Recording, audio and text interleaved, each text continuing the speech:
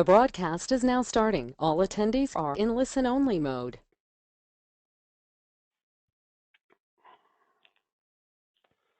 Excellent. So welcome to the call today. Now, just to make sure our technology is working, if anyone out there can just make sure they can hear me, you should have a questions box on the right-hand side of your screen. If you could just type in a few words to make sure I'm there and you're there, that would be great. What I'd like to do is make sure you can see my screen as well. So welcome to the call. Today we're going to be talking about how to create your sales blueprint and double your sales in 28 days. Now, it's a big call, I know, but I suppose what we're looking at is, how can we increase sales? Because I know I work with a lot of people in business, and one of their biggest challenges is dealing with time wasters and making sure that they can convert the sale. So we're going to be delving into this topic today. Now, if anyone has any questions along the way, please feel free to throw them into the questions box on the right-hand side. I'll do my best to answer those. But other than that, let's see if we can get into the presentation. So for those who I haven't met before, a bit about myself. I've been in sales and marketing now for 23 years. I launched into my sales career in the early 90s, and I really had no experience in sales whatsoever. All I knew is that a friend of mine had been in sales and had been generating $100,000 a month in income, and he'd been doing that through just selling computers, and actually he wasn't even a salesperson, so I was pretty interested. So finding my first job was hard because sales jobs, they look for people with track record. So I was living in Oakley at the time. I had to drive to Epping. What I did learn though is sales is a method, and you can follow this method and you can actually improve your sales by learning about sales. So over 7 years in sales, what I did is I read every book I possibly could. I listened to every audio tape in those days that I possibly could, and I started building my skills. And with those skills, what I found is that I could lift sales. And the beauty of being good at sales is that you actually get paid for how good you are in sales, not just for being in sales. So it's not about hourly rate, it's about actually what you can generate. So since then, I've been pretty much committed to learning. As anyone who knows me would know, my goal is to be reading in the vicinity of a book a week on either business or sales or psychology. Two reasons. One is it's my business, and I actually teach people. The second reason is that I love learning and I love finding better ways, and I love hearing other people's perspectives. So I spend a lot of time reading books, going to workshops, going to seminars, coaching people. I've invested a lot of money in my education because something I learned many, many years ago is that there's one person that's guaranteed to stay with you till the day you die, and that'll be yourself. And so if you're going to invest money in anything on this planet, probably the most valuable investment you'll ever make is in yourself. So I'm not shy of spending money on education. The last 15 years I've been in coaching. I've been working with business owners, small and medium size, in just helping them grow their businesses. Multiple awards along the way, recognizing that what we do works. So it's not really just about me, it's really just about understanding that we can get results. I've been awarded for marketing, and I've been awarded for presenting. Now, bear in mind, I was not gifted with this, in this area when I started. It's just something that's developed over time through learning. So let's talk a bit about the sales blueprint. And the first question that's often asked is, why would you create a blueprint for sales? And the really simple answer is that, so in business, when we're looking for new business, we'll spend a lot of money on lead generation. We'll spend a lot of money on just getting people to knock on our door and show us their interest. And in the end, leads are expensive. And what we do with those leads, we hope they're going to convert. And often I hear people say, I wish I could get better quality leads. Now, the problem with wishing for better quality leads is that it's external to you. What I would suggest is you need to start looking at, well, how am I managing those leads? How am I determining which ones are good and which ones are bad? And we'll talk a bit about that today. Salespeople are expensive, especially good ones. And I know that from my own experience is I've met people in sales, and I've been in sales, and I started off at $30,000 when I had no experience, but I was commanding $300,000 a year when I was good. Now, it sounds expensive, but for a company, investing in salespeople is not about how much they cost per hour, it's about how much they can bring in. So knowing that salespeople are expensive is a good reason to create a sales blueprint as well. Look, the third thing is that a lot of people don't realize sales conversations are generally short, sharp, and irreversible. And what I mean by that is that, when you're in full flight, when you're actually having a conversation with a prospect, they're making decisions about whether they're going to do business with you or not. And they're doing it on some things that you would not expect. So sometimes even though a conversation sounds like it went really well, we don't get the sale. and we don't get the sale, and oddly enough, it usually isn't because our product isn't good. It's usually because of some sort of side effect or something that happened during that sales conversation that we're not even aware of. So I think one of the keys with a sales blueprint, and we'll talk about it today, is really focusing in on what is the conversation that's occurring at a non-verbal level when you're actually communicating with a prospect. The other thing is that really sales are hard to measure, because when people lose sales, they can blame everything. They can blame the leads, they can blame the company, they can blame the weather, they can blame so many things. And we can't really easily identify where we lost the sale or why we lost the sale, because also prospects will lie. When they're not interested in buying your product, they're not going to say we're not interested. They're just going to say, you know what, I'll think about it. So they'll give us these objections. And what we do is we take these objections as bona fide, and when people say I'm going to think about it, we put them in our sales forecast, and we think we haven't lost the sale. What we think we have is a prospect that's on the line. So the reality is it is hard to measure because it's very, very subjective, unless you have a sales blueprint. So let's get into how to create a sales blueprint. So the very first thing we need to, there's two areas we're going to work on today. Number one is you. And a lot of people don't think about this when they talk about sales process. What they think about is the process. So we're going to be talking about how we work on you as a salesperson or as an individual. We're going to talk about your sales process, and we're also going to be talking about artifacts. Now, I'm not talking about spearheads. What I'm talking about is with any process that we develop, and especially in sales, artifacts are the tools that we use in the process. So this will be things like scripts, like sales letters. It'll be things like order forms, all of those items that we need to be taking with us through the sales process to help guide the sales process. So let's start off with you. See, one of the biggest limiting factors in the sales process is going to be the salesperson themselves. And when we talk about the salesperson, there's a couple of components we want to talk about. The first one being purpose. You see, I found this when I first started sales. I was one of those people that said, I think I can sell so long as I believe in the product. Now, if someone is out there selling a product that they don't believe in, it's going to shine through, because their purpose is really just to make money.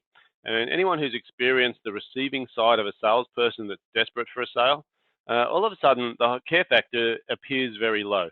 And we tend to run away from those sorts of people. So what I want you to start thinking about is, well, what is your purpose, or what is the reason why you're in sales and why you're in sales of that particular product? Now, with your sales team, you need to connect with this with them as well, because what you'll find is as soon as the salesperson has a higher purpose, which is to benefit people or something like that, they become more attractive than the person who's just trying to make a buck. Look, flowing on from that, we're going to be talking a bit about beliefs, because I think one of the biggest limiting factors within personal development is people's beliefs around sales, people's beliefs around being confrontational or asking for an order, and people's beliefs around how they can actually close that sale. So we'll talk a bit about that as well. And the last area that we're going to work on within the individual or you yourself is your communication skills. Now, when we talk about communication skills, what we're talking about here is your ability to communicate at multiple levels, making sure that the message that you're conveying, not only in your words, but in your body language and in also your surroundings, is congruent with the message that you're trying to portray. So if we start with purpose, and this is one of the big things, right? Because as a salesperson, typically it's probably either one of the hardest badly paid jobs in the world or one of the easiest highly paid jobs in the world. What I mean by that is the variation in income for a salesperson is dramatic, right? Because we've got what we call order takers, which are salespeople that work behind a counter in a retail store or in some sort of environment where really their job is just to do customer service. And what they're doing in that situation is they're basically just assisting people with putting a product through a checkout, and they're still deemed as salespeople. At the other end of the scale, we've got people who are involved in highly complex sales situations where they're creating opportunities where opportunities don't exist. And this is where purpose comes into the equation. Later in my sales career, one of the things that I was really good at doing was actually looking for places where there was no competition. Now, the way to do that is to work on higher purpose. And what I mean by that, it could be a spiritual thing, but I think what it really is about saying, rather than selling someone something they don't need, I'm actually selling the benefits of my product or service, because I truly believe that those benefits are going to help the person that I'm selling to. Now, if I have that mindset around sales and my product and my service, all of a sudden my job is not hard work anymore, it's easy work.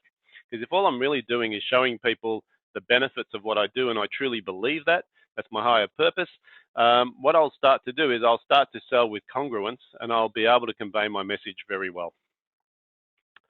So let's talk about beliefs.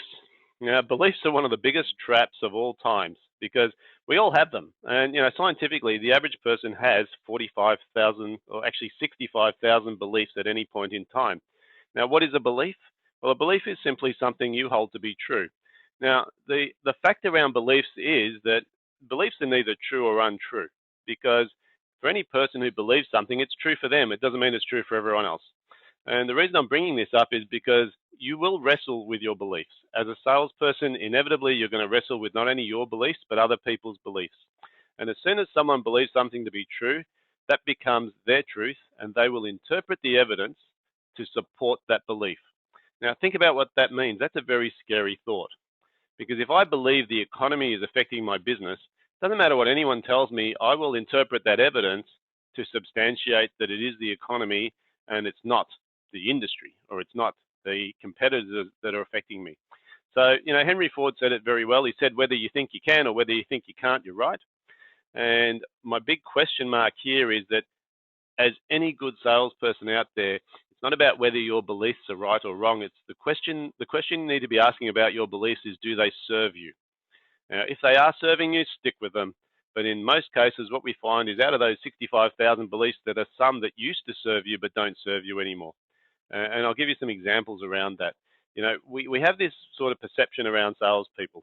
And one of our perceptions around salespeople is pretty interesting. If I ask a room full of people, what's your beliefs around salespeople? Typically, this is what they think of, right? What they think of is a used car salesperson. In their minds, what they've got is this perception of, okay, used car salesperson, slippery, slimy, want to take my money, want to give me a bad car. And the reason we have this belief is that at some point in our lives, it served us. And what I mean by it served us is that, it protected us from getting ripped off. So if we were brought up with that belief, that's great because it could protect us from getting ripped off by a salesperson. Now, the issue comes in when you actually decide that you need to sell your product or service. Because this old belief that used to serve you and protect you is now inhibiting your ability to sell. Because the perception is that salespeople are rip-off merchants, they're out for their own devices, they're basically only out there to take your money. And the only reason we have those beliefs is because of either our experiences or some sort of stereotype like this that we've seen that actually makes us believe that. So what we need to consider is what is our belief around sales. One of my favorite definitions of sales is this one: professionally helping others buy. Now, think about what that means. See, professional means that I'm not a person who's out there just to make a buck. What I'm looking for is I'm looking for a way that I can help you with my product or service. And if I do it in a professional manner, it will not deem me as the salesperson on the left. You'll be deeming me as the salesperson on the right because I'm actually out there just guiding you, assisting you, educating you in the benefits of my product or service. As soon as you sniff a rat, as soon as you start thinking this guy's pressuring me, you're going to get that picture on the left-hand side in your mind and the defenses go up and my chances of selling anything, even if it is beneficial to you, are going out the window fairly rapidly. So I suggest that if you're in sales, and let me ask you this question. I know the answer, but anyone who's married is pretty much in sales, right? Because we're constantly selling our position. If you're single, you're in sales. If you have kids, you're in sales. So, my belief is that everybody who communicates with another human being is in sales. Now, if we are in sales, the only question is, are we good at communicating or are we poor at communicating? Now, as soon as people start to deem us as the sales guy on the left, we're going to lose our ability to communicate because anything we say is non-believed, is basically considered to be my own personal agenda and not actually helping the other person out. So once we understand that we are in sales, if we're communicating, now the next question is, which one of these guys do we want to be? And to be the guy on the right-hand side means we need to be professional about our approach. We need to be honorable in what we believe is the best solution for people, and we need to be honest. So let's talk a little bit more about communication skills, because if we believe in our product, we believe in ourselves, and we believe that we're helping people out, we've got half of the formula sorted. So the next half is how do we communicate? Because one of the biggest challenges I see out there is that people leave communication to chance, or they just use words. And if we think about what words are, in terms of communication, words are only about 7% of our communication. This is one of the reasons emails are so dangerous, because they don't give us the opportunity to put any emotion behind our words, and they can be misinterpreted so easily. One of the best forms of communication will always be forever face-to-face communication. Because face-to-face, not only are we getting the words, we're also getting the body language, and we're also getting the tonality of the person who's conveying the message. And what we find is the other 93% of communication is based on body language and tonality. So let's talk about communication skills very quickly, just to understand which areas and why they're so important. Look, the first thing I want to talk about is priming. Now, what do I mean by priming? I'll get into that in a minute. That's the first part of communication. The second part is connection, and the third part is rapport. So let's start with priming. What is it? Well, priming is basically activating the unconscious emotions and associations that people have with target objects. Now, that's a definition, but let's talk about what it means. In the sales environment, priming is how people are perceiving you, your product, and your service prior to you even opening your mouth.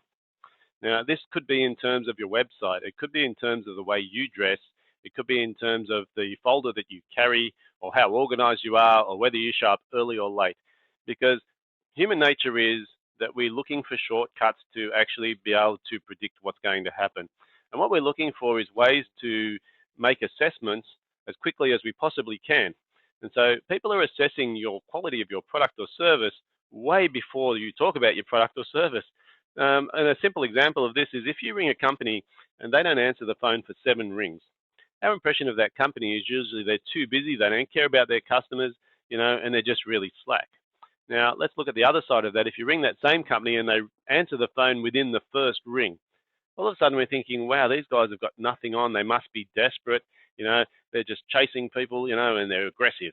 Now, it's interesting how we start making those perceptions before we even spoke to anybody. So with priming, what I want you to think about is how are you priming your prospective clients? What sort of messages are you portraying in your pre-sales conversation, in your marketing material, in your business card, in the way you dress, in the pen you hold in your hand? Every single detail of how you communicate with someone is going to actually give them a message about you, your product, your service, and the quality of that. So that's what priming is all about. Let's talk a bit about connection. So the connection is pretty key, because what I think a lot of people don't realize is, we try, and the general consensus is that people buy from people they like. Now, if you think about what that means is people are trying to assess whether they can get along with you and whether they think you're on the same level as them. So they're looking for this connection. Now, we can manufacture connection, because what it means is that as a salesperson, if we know that connection is important in our sales conversation, my next question is, what are you doing to improve your ability to connect with people? Because not everyone's like you. And so if not everyone's like you and all you're looking for is connection, chances are you're only going to connect with people who fit that category that are like you. So how do we improve our connection? There's a couple of different ways. One of my favorite ways of improving connection is learning how people behave and using connection skills. Like, for example, what we're going to talk about very briefly is what's called DISC profiling. So it's a behavioral profile. And there are many different kinds of behavioral profiles in the market, but the reason I love DISC so much is it's so easy to learn and use in a sales environment that you don't need to have a science degree to understand it. There's other ones like Myers-Briggs, MBTI. These sorts of things are very useful as well, but they'll tell you a lot about yourself. But how can I use that in a conversation to determine what the other person is? So let's quickly talk about DISC and how it works. Basically, there's 2 areas to think about. There's the vertical plane there, or what they call outgoing versus reserved. And then going left to right, we've got task versus people. Now, the first kind of profile of people is what's known as D, or dominant. And if you look at where that fits in this sort of window, it's in the top left-hand corner, which means these people are extroverted, task-oriented. What that generally means, and D stands for dominant, is these are bottom-line thinkers. Now, a bottom-line thinker is basically a person who generally has not great personal skills and is very forward about what they think about or talk about. So the dominant person is generally a bottom-line thinker. All they're interested in doing is getting straight to cutting to the chase, finding out whether you can deliver a product or service and whether you can do it now. And so they're not going to go into this rapport building conversation about the weekend. They just want to know, can you do it and how much? And they'll make a decision very quickly. Now, imagine that you're dealing with that kind of person. You need to match that style of connection or conversation with that person to optimize connection. If we move right along to the other side, we've got the other kind of extroverted or outgoing person, which is people-oriented, also known as the I personality or the influencer. So the influencer is very similar to the D in that they're extroverted. They basically wear their heart on their sleeves. They pretty much talk about, they're very upfront talkers. Sometimes you can't get these guys to shut up.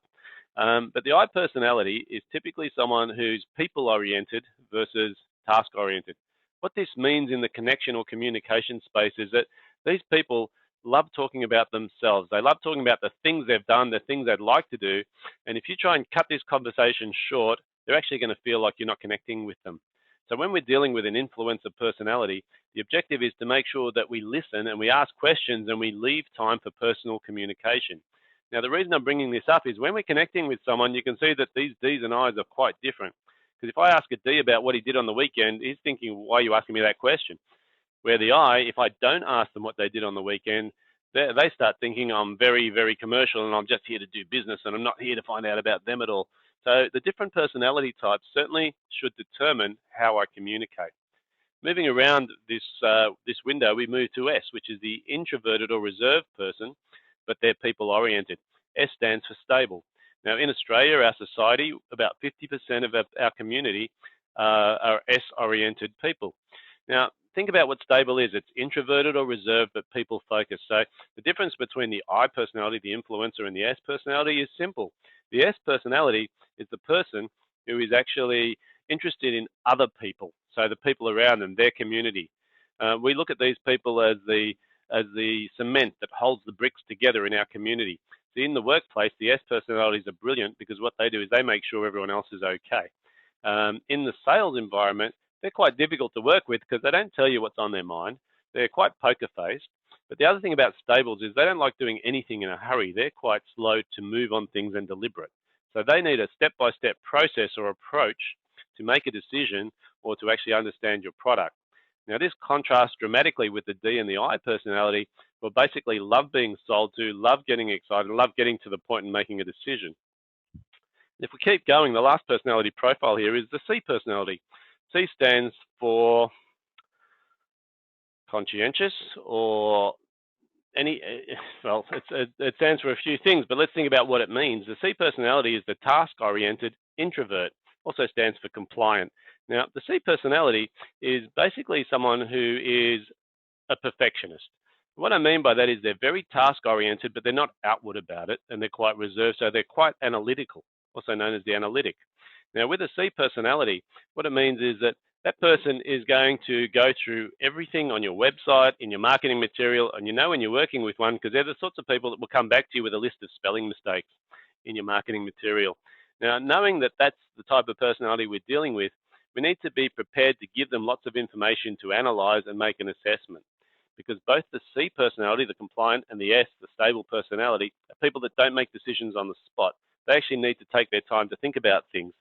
So the reason I'm highlighting all this is imagine if you could identify the DISC personality profile of every prospect you're talking to. Now, you need to be able to do this on the fly because then you can adapt your communication to build a better connection. Now, when we teach DISC, one of the things I've found, especially in a sales environment, is it just accelerates the connection and people feel like you're on the same page as them. So these sorts of things can optimize your ability to communicate, which is going to optimize your opportunity of making a sale. The other thing I like to talk about in terms of connection is what's called visual, auditory, and kinesthetic. These are the modalities of communication that people prefer. Now, imagine knowing which is the preferred communication style for a person when you're selling to them or when you're presenting your product or service. See, most people don't realize that 40% of our society are visual, 20% of our society are auditory, and 40% are kinesthetic. Now, for those who don't understand what kinesthetic is, it actually means that I'm a person that learns by doing. Now, if we look at what school is, schools are typically predominantly auditory because we'll have a lecturer at the front of the room who's telling a story and we would take notes. Now they're becoming more and more visual because they are using multimedia presentations, but we're still missing out on the kinesthetics. So typically in the school environment, the kinesthetics are the guys that leave and do trades or go and do dance or do something that's a bit more physical. Now, I'm bringing this up because when you're in a sales situation, you need to have materials or a process that accommodates the visual person, which means you need visual materials. You need to have some form of auditory material for that 20% so that you can communicate effectively. And for the kinesthetics, they like to touch and feel things. Now, the issue with computers is it takes a lot of that away. So sometimes having physical materials that you can deliver to someone will actually improve your chances of converting the sale. So there, we talk about connection. Now, the last thing I'll mention here, and I'm not going to go into it in detail because it's a whole study in its own right, is neuro-linguistic programming. Now, it's something that's only come up in recent years. But what the two doctors that actually founded the whole neuro-linguistic programming society discovered is that we can tell a lot about what people are thinking through their body language and through their facial impressions and all sorts of different things about them. And so just to really sum this up, as a salesperson, learning how to sell, one of the key skills is communication. Neuro-linguistic programming teaches us how to communicate with non-verbal communication, which means I can read what people are thinking and what they're actually meaning through their body language and through their facial expressions if I learn NLP. I highly encourage anyone in sales to study this because the key to being successful in sales is being someone who can adapt to a situation and can communicate precisely with the modality or with the personality type that we're talking with. So let's move on to sales process. So once we've worked on yourself, and this should be an ongoing process, I don't believe there's a point in time where salespeople should stop improving their communication skills, improving their ability to identify other people's preferred communication styles and adapting to those preferred communication styles. So what we need to do is, now that we've got that under tow, we can move to the sales process. So what do I mean by a sales process? Well, in simple terms, it means that there's a sequence of events that you will use to make sure that anybody who comes through your sales inquiry funnel or process has a predefined series of steps that they go through. Now, why would we do that? Well, there's a couple of reasons. Number one is so that we can actually put in some sort of education process in our sales. We can put some sort of qualification process in our sales, and also so that we can measure on a step-by-step basis where we're losing sales if we are, and where we need to actually build or improve our communication. So let's have a look at a basic flowchart.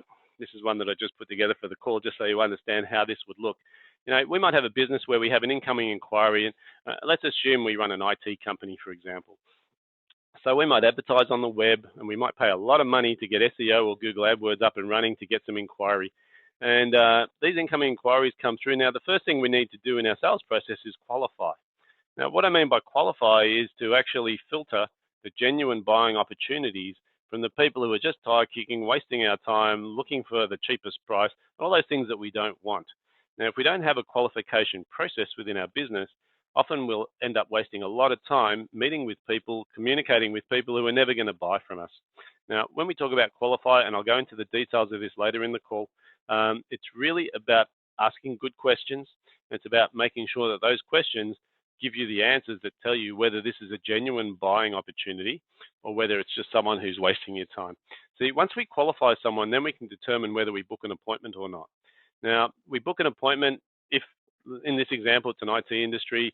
Some people out there will have much more simple sales processes, but I'd still suggest that you sit down and map out the sequence of events that happens in that one sales interaction.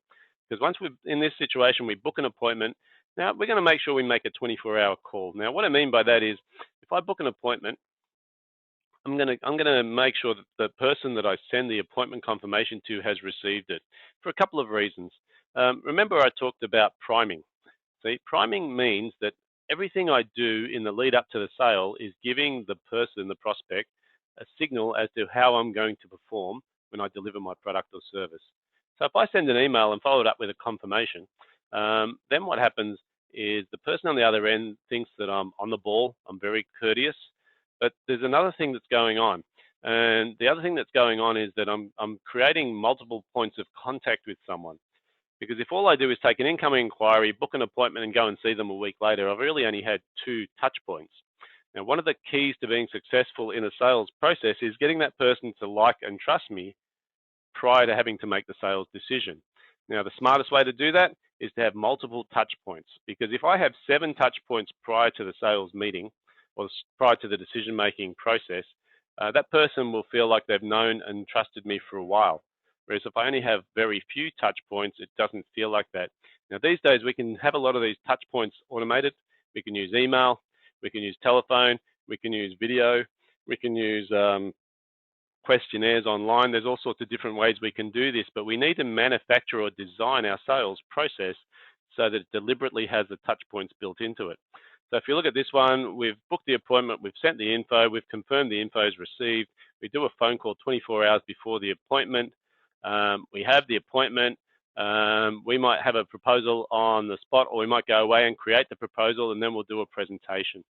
So once again, just a simple example of a sales process. But what I'm doing is I'm starting to map out in my mind what is the sequence of events. Now, let's go one step further and talk about what happens once we have a process, because this is just a flow chart. The next thing we need to be thinking about is a thing called an artifact. So what's an artifact? It's simple. It could be a thing like a sales script.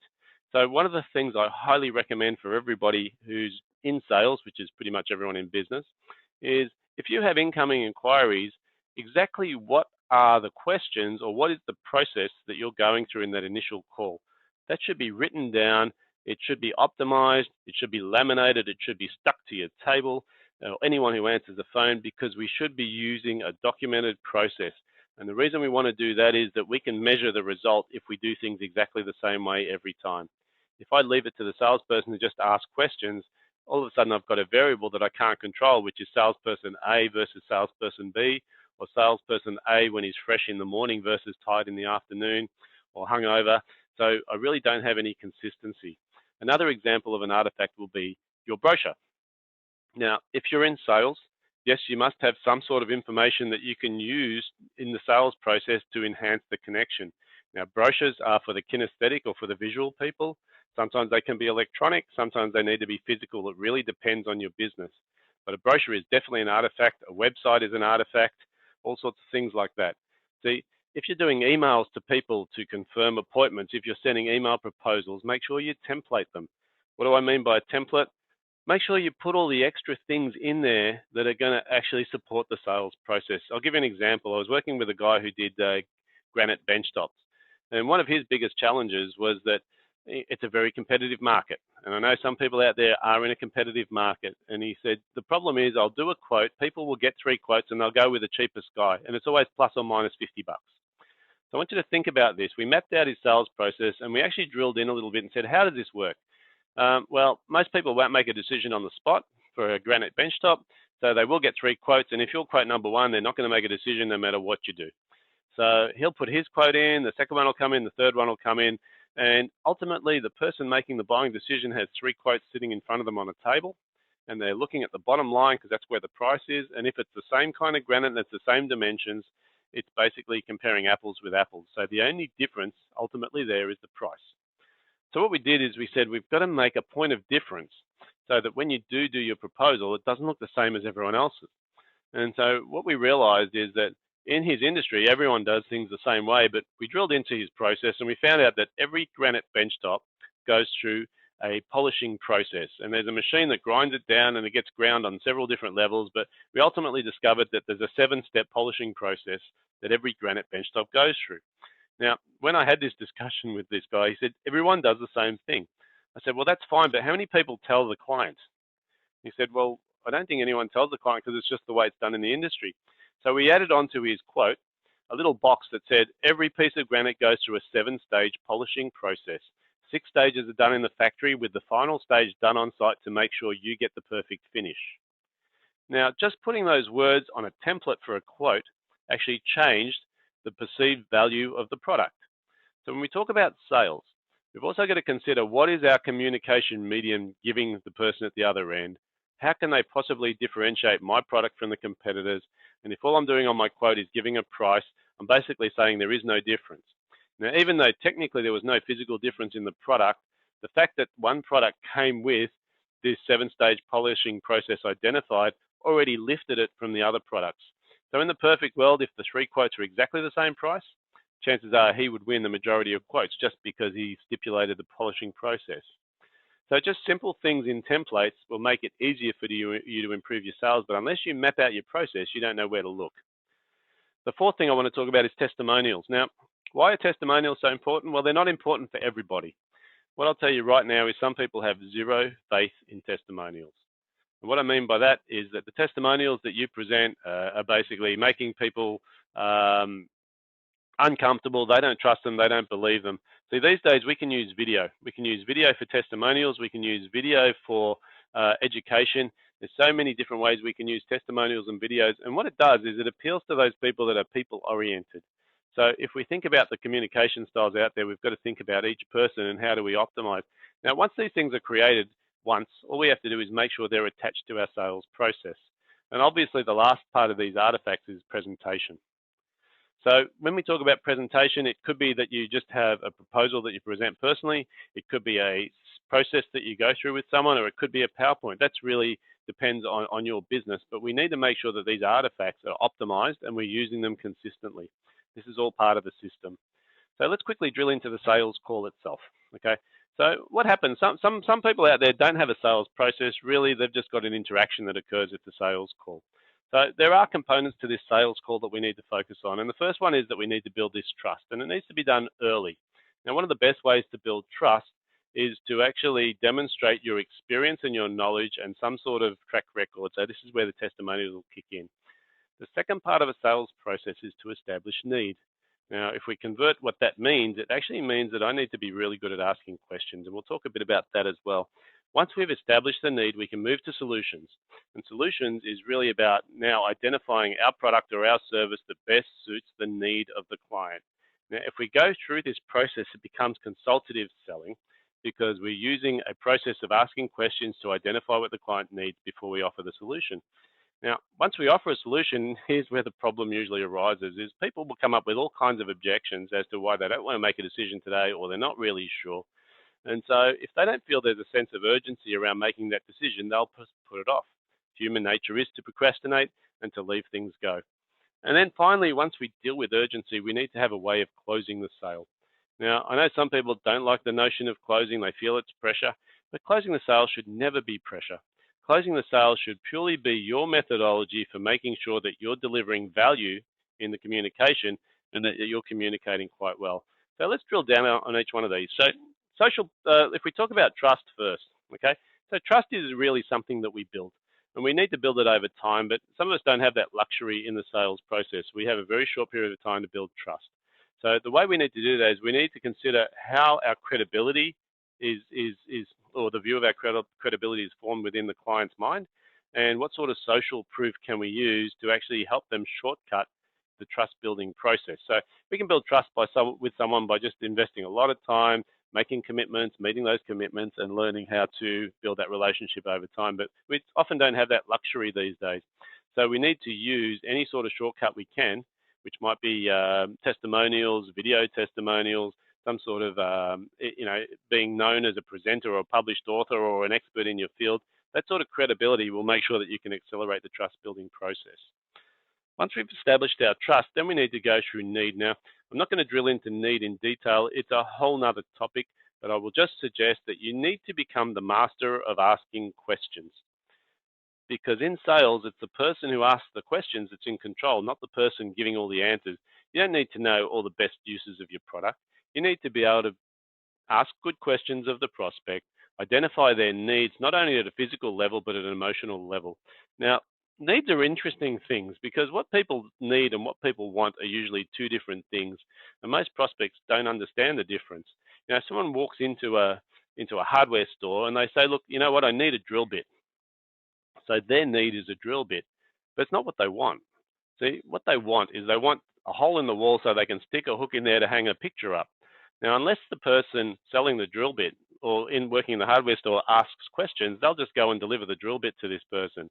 But if I ask the question, why do you need the drill bit? And they say, well, to drill a hole in the wall to stick a nail in it so I can hang a photo up, I might sort of divert the sale to something that's better. And I might say, look, you know, we've got these adhesive hooks that actually are much more cost effective. They don't put holes in your wall and they'll do the same job. So the whole need analysis of a customer or a prospect has to be a questioning process. And that questioning process does two things. First of all, it helps you understand exactly what they need or what they truly need. But the other thing it does is it builds credibility for you, because if you ask good questions, you actually are now seen as an expert, because the better the series of questions that you have here, the more credibility that's being built through you actually getting people to think. Now, I can't really emphasize this one enough, because there's very few salespeople I meet that have a list of questions with them that they ask. So I would suggest that you actually go away and you start building a list of questions that you can use in this process. When we do sales training, the key thing that I get people to do is list a series of open-ended questions, closed-ended questions, some questions that will dig deeper into different areas so that you can optimize the sales flow. So once we've asked good questions, then we've earned the right to actually go back to the client with a solution. Now, when we offer our solution, sometimes people are premature on this and they go straight into product sale. And the reason they're doing that is they think the client will buy. They think the client is the perfect prospect, but they haven't taken them through this process. Now, the best way to get someone to buy is to make sure that the solution knocks out their problems. Now, if you don't understand what their problems are, you're using what's called a shotgun approach, which means you're hoping that some of the conversation or some of the things that you're discussing fit their needs. And this usually is very risky, because sometimes we totally miss the mark and we don't understand why. This is why questioning is so important, because when we're asking good questions, we can then convert the information that we receive during the question process into the ammunition that we can use to provide a compelling solution. Now, urgency. See, urgency is a tricky one, because unless people have a reason to act now, they're starting to feel a bit pressured, and they're sort of saying, oh, I'm not really sure. And this is where all the doubts come in. And the little voices and the triggers in their head going, this salesperson's trying to sell me something. I've always been told, never make a decision on the day. All these sorts of little voices come up in our head, and they stop us from acting. Now, the only reason we'd stop acting is because we're not 100% certain that this product or this solution is the answer that you promise it is, or I need to think about it, or I need to shop around. Now, we know what procrastination is. It's a disease. And a lot of people will procrastinate on a decision because they feel that they could get ripped off. And the best thing to do to avoid getting ripped off is to do nothing. But the reality of doing nothing is that no result occurs. So we, as a salesperson, as a professional, have an obligation to identify why our solution is urgent. So you need to make sure that you have some form of urgency in there. I remember a story I heard about one of the sales trainers that was training people in selling shock absorbers. And they were going through their sales process, and they were doing the training. And after about 3 weeks, they noticed that one sales rep in the team was actually making about 10 times the sales of everybody else. And so they asked him, what is the difference? Now, most people who do sales will go through this whole, feature benefit style of approach. But the one sales guy who was making all the difference was talking about, do you value the lives of your family and children? Because the shock absorbers that you have could actually make the difference between braking on time or hitting a brick wall. Now, it sounds very dramatic, but unless we actually highlight the urgency or the need to use our product or service, what we're going to do is we're going to be confronted with people who have got all sorts of resistances to making a decision, even though we've taken away all the risk, even though we've made sure that it's a great deal. People would still rather do nothing than make a bad decision. So how do we raise that level of urgency? That must be built into your sales process. This is why we talk about process, because we cannot leave these things to chance. Now, let's just talk about objections very briefly, because I know it's a very popular topic. What is an objection, number one? See, objections are when people who are going through the sales process with you will start giving you excuses for not making a decision today. And the typical objections we hear is, oh, it sounds a bit too expensive. I just want to think about it. I just want to check with my partner just in a few weeks. And they're endless. So let's talk about the rules around objections, because you are going to get them, because if you're not getting objections, chances are no one's interested in your product or service anyway. So rule number one about objections is you need to agree to the objection. Okay. The last thing you want to do is argue, because as soon as you argue with someone, you're just putting them on the defensive. Putting them on the defensive means that now you're fighting about who's right and wrong versus actually what's going on within the sale, which is dealing with the objection and making sure that we're actually addressing it. So the very first thing, when someone says, look, I'm not really sure, this price sounds a bit high, the first thing we need to do is agree and say, I totally understand why you would think the price is high, because it isn't cheap. And all of a sudden, we're catching them off guard. They're going, hang on, he's not arguing with me, he's agreeing with me. Now, the reason I want to agree is I want to lower their resistance to my ongoing conversation. So once we get this agreement going, the next thing we need to do is we need to smoke out whether that's the true objection. Because sometimes people say they want to think about it, and they don't want to think about it at all. What's going on in the background is that they actually think it's just too dear, or they're not convinced it's the right product for them, but they'll use the smoke screen of I want to think about it. So what I often have to do is we need to think about, is there any other reason beside, other than having to think about it over at night, is there any other thing that might stop you from proceeding?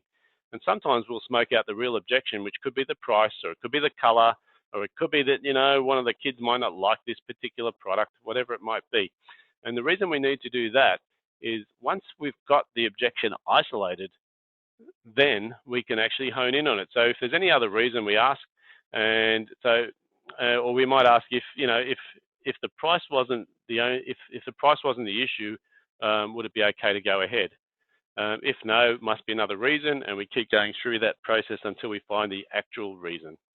So once we have found the true reason, then we can invest some time looking at that reason. Now, it sounds pretty general what I've discussed here. Handling objections is very specific, and it'll be determined by the product that you have and the market that you're in. But what I would suggest you do around this area is you need to start listing what are the objections that you get on a regular basis. Because here's the truth, there's only about 4 or 5 objections that you get, and you get them all the time. Wouldn't it make sense to study and learn how to deal with those objections best, so that when they do come up, because you know they're coming, wouldn't it be best to know exactly how to deal with those, or what the best way of managing those would be in advance? Because here's the funny thing about learning how to handle objections. If you learn how to handle them well, what happens is most of them disappear, because your confidence around it will actually carry the sale. I'll give you a simple example. If you know that your price is not cheap, see, it's very easy to say at the start of the sales conversation, we are not the cheapest in the market. And what you've done is you've just done what's called priming. You've already set that person up to understand that you aren't the cheapest, so they're not looking at the price as being a problem. They're looking for what's the value that I get for that price. So if we think about that sort of that objection handling, it becomes quite important as far as getting to the close. Now, let's invest a little bit of time in closing, because I think it is one area that people really, it's overrated. It's not as complicated as we think. It's not as soul destroying as we think. Closing a sale, it really just means that we are doing what's called temperature checking. Now, let's talk about a temperature check. What does that mean? See, I should be closing my sale all the way through the sales conversation. Now, the way I do that is I ask questions, and those questions that I ask are really oriented to checking that I'm on the right track and that the value proposition that I'm offering actually is of value to the prospective client. So the sort of questions that I would use for temperature checking are things like, does this sound like it might be beneficial to you? How does this fit with what you had in mind? Am I on the right track here? And if you did buy this product, how would you see it being used? So we're asking questions just to see whether it's a real engagement or whether we're miles off track.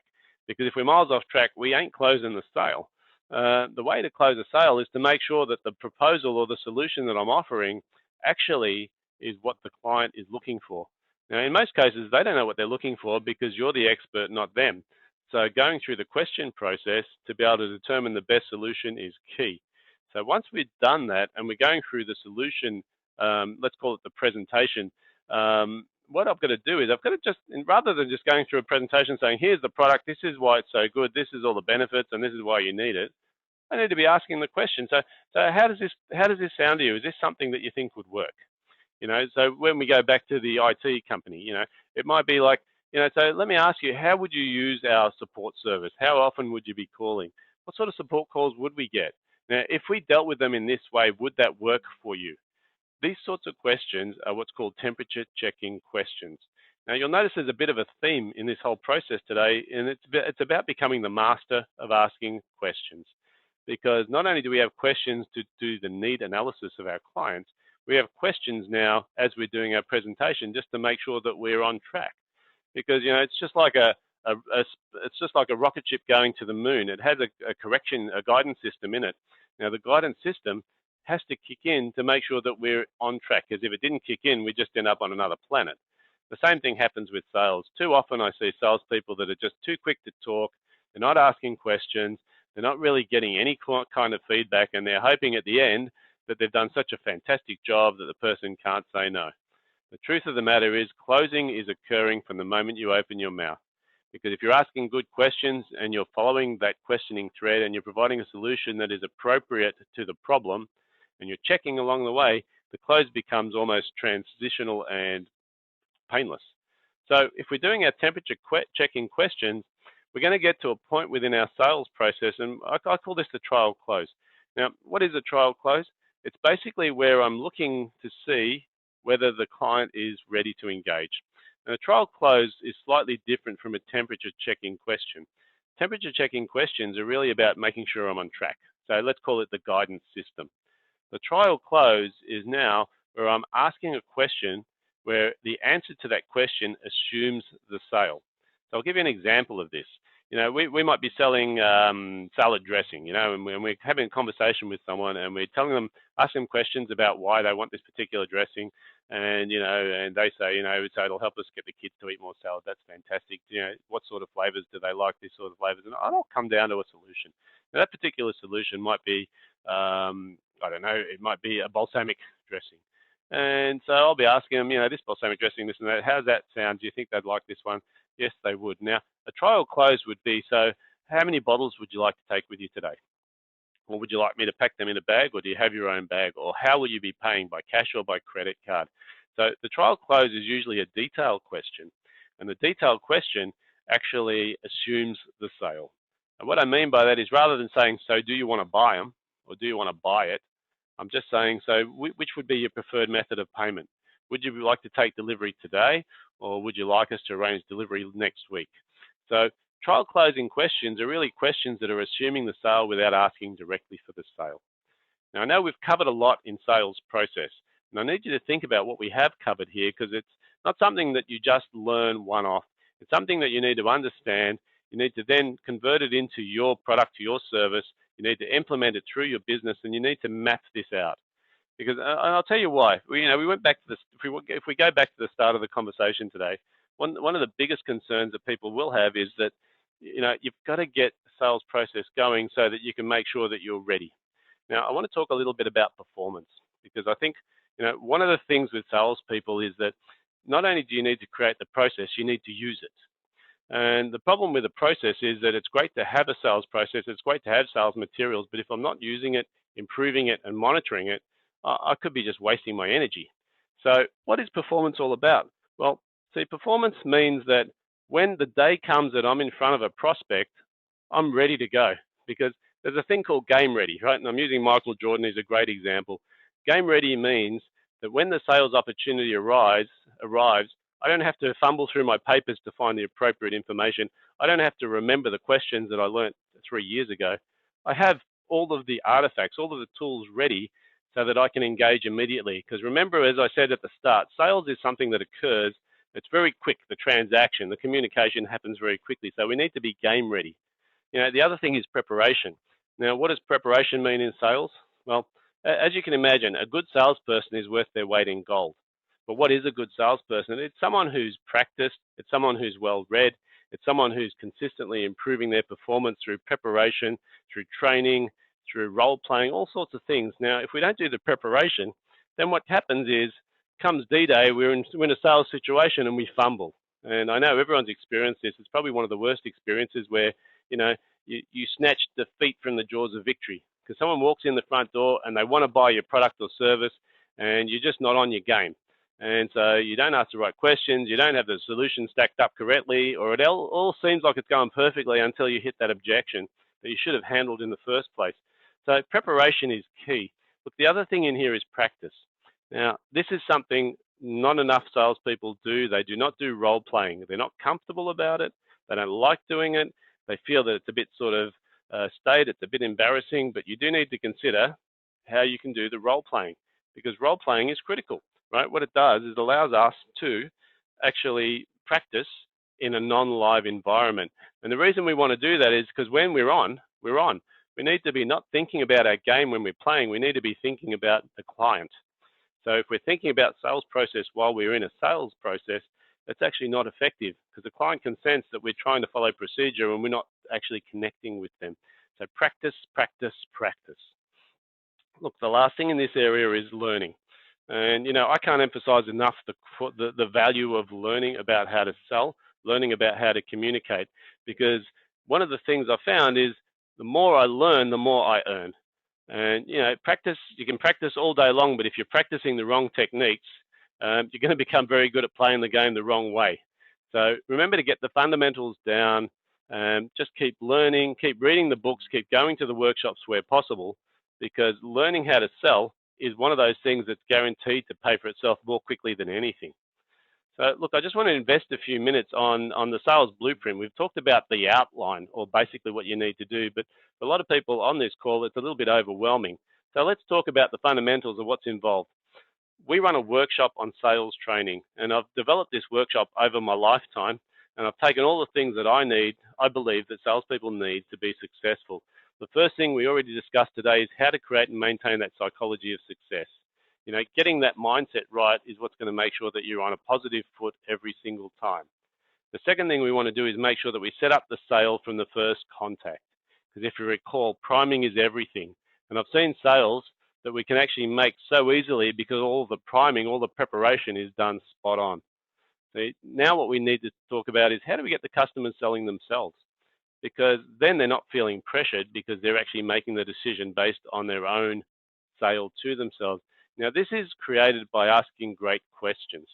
So one of the things we do in the Sales Blueprint workshop is we develop a series of questions for you so that you can make sure that you're using those questions to get the customer to sell themselves. The other key thing here is how to build value into your product so your competitors pale into insignificance. Now, even if you are in a competitive market, I believe that you can actually differentiate yourself by identifying the highlights or the benefits of your product. Now, going back to my example before of the granite bench tops, the products were exactly the same. The only difference was this guy now articulated one of the things that everyone else does, but they don't articulate. This is part of having a sales process, and you can actually start to put your competition to shame if you've got a good way of building the value of your product. Objections. They're there. They're going to be there every single time. Your job is to make sure you have a methodology for overcoming them. You have it predetermined, pre-written, and practiced. We talk about closing the sale, and we talked about the temperature checking, and we talked about the detailed question, or the trial close. Those two techniques are very powerful. They need to be built into the process. You need to be practicing those. So we're running this one-day workshop on Tuesday, the 27th of May. Now, it's $699. It covers all of these areas in a full-day workshop. It is an immersion workshop. There's a lot of role-playing. There's a lot of practice. There's a lot of writing of scripts and processes during that day. I want to make sure that you walk out the end of that day with something that you can use. We also provide, as a follow-on from that, I'm doing an 8-week sales coaching program because, as I mentioned, the big issue here is that when you do a workshop, it's great to learn some stuff. The issue is always going to be how do you implement that, and this is really about being game ready. So what I've sort of put together is an 8-week sales coaching program, which actually takes the content of the workshop and interleaves it with Q&A sessions. So what happens is in that sort of situation, you're going to get 4 weeks. We're starting that the week after the workshop. It's 1 hour every week on a webinar. We're going to be doing 4 weeks of 4 online webinars that are interleaved with 4 Q&A sessions and role play. Now, the reason I want to do that is it's great to write stuff. The question is, how do you then implement, and how do you make sure your implementation's working? So that program there, that's also $699. Now, what I'm offering is anyone who's interested in doing both the workshop and the coaching, you can do both of those programs for an extra $50. So what it means is you get the 1-day sales training, you get the 8-week sales coaching that follows on from that. So you've got this consistent avenue to communicate and develop your processes, to practice, and to ask any questions that you have around your sales process. So I think, for those people that are interested, it's a pretty good deal. I've learned a few things. One of my favorite quotes, I think, is this one. It comes from Albert Einstein, the definition of insanity. The definition of insanity is repeating the same behavior and expecting a different result. I've watched people who go through sales process. They don't change anything. They think that it's the quality of the leads. They think it's the product. They think it's the price. The reality is if you don't change your sales process, you won't get a different result out of it. The last quote that I've got here, and I've got a few questions, I'll see if I can answer those in the last minute, is one of my favorite, Bruce Lee. We have this hanging up in our reception here, which is, you know, it's all good and well to know stuff, but if you don't apply what you know, then you won't get the result. So really, you know, my suggestion for you out there is to actually commit to developing your sales skills. If you're interested in the program that I've offered, all you need to do is shoot me an email. I'm happy to have a quick discussion to see if it's right for you or see which one's right for you. But the key here is to commit to improving your sales performance by improving your sales skills and your sales process. I've got one guy here who's asked a question, is in the steel shed organization or company that sells steel sheds, very competitive. How can you differentiate a quote? I can't answer that in 1 minute, but what I can suggest is that there's always a way to differentiate. Keep this in mind. Product is one part of the mix. The way that you deliver the product or the way that you support the product is another part of the mix. So when we're looking at how we add value to our product, it's not always about, is it the same product? And I'll give you a really simple example on this, mobile phones. You know, everyone these days is carrying around an Apple iPhone. Now, an iPhone is an iPhone, whether I buy it from Telstra or Optus, is exactly the same phone. How do they differentiate? They provide a service. Now, the service is actually the bundle. So I don't buy the phone anymore, I buy the service and I get the phone for free. Now, free in inverted commas, if you could see me waving my hands in the air, because it's bundled in. But what they've done is they're smart enough to know that if they try and sell the phone on its own, it's just straight out price competition because there's no differentiation. So the way to actually compensate for that is to start thinking about how you can bundle your service. Now, I'm happy to take that discussion offline. If you've got any questions out of today's webinar, please give me a call. Happy to discuss those. If anyone's got any interest in the programs, please give me a call. Happy to discuss that as well. Other than that, I wanted to thank you all very much for your time today. Hope you got some great value out of the call, and I look forward to helping you build your business success. Thanks very much.